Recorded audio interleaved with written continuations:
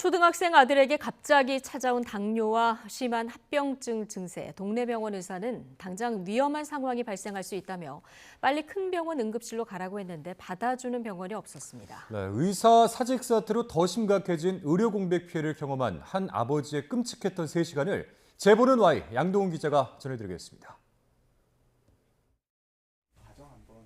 충남 당진에 사는 A씨는 초등학생 아들이 갑자기 심한 구토와 무기력 증세를 보여 집 근처 내과를 찾았습니다.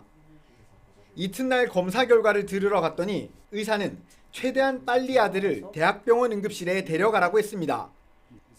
당뇨가 의심되는데 이미 다른 장기들이 영향을 받아 금방이라도 위급 상황이 발생할 수 있다고 한 겁니다. 피검사 했을 때는 이제 당 수치가 높아갖고 이제 간 기능 쪽 이상이랑 비장 쪽 비대 현상 그래가지고 응급실 진료를 요청을 하셨습니다.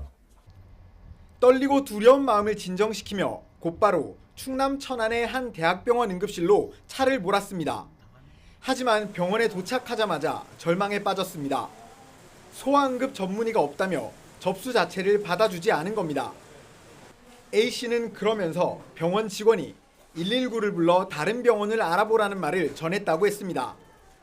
소견서를 보여드리니까 여기서는 응급 소아 의사 선생님이 안 계신다고 하셔가지고 외래 진료 쪽으로 진료를 받았으면 하는데 외래 진료 쪽도 장담은 못 하신다고. A씨는 병원을 나서며 119에 전화를 걸었고 10여 분 만에 구급차가 도착했습니다. 하지만 아들은 차 안에서 또 한참을 기다려야 했습니다. 아이를 태운 구급차는 받아줄 병원을 찾기 위해 전화를 돌리느라 40여 분 동안이나 이곳에 서 있었습니다. 병원 5곳이 진료를 거절하는 전화를 옆에서 듣고 있던 아버지는 피가 마르는 것 같았습니다.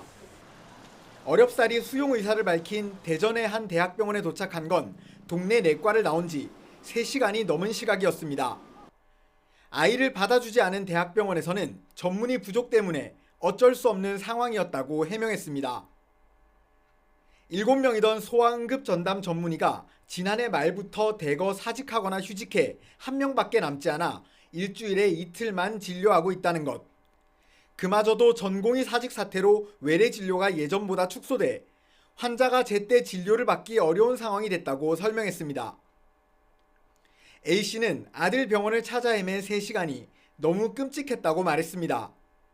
필수 의료진 부족과 의사사직으로 인한 의료 공백 피해를 다른 사람들은 겪지 않도록 어서 빨리 대안을 마련해달라고 호소했습니다.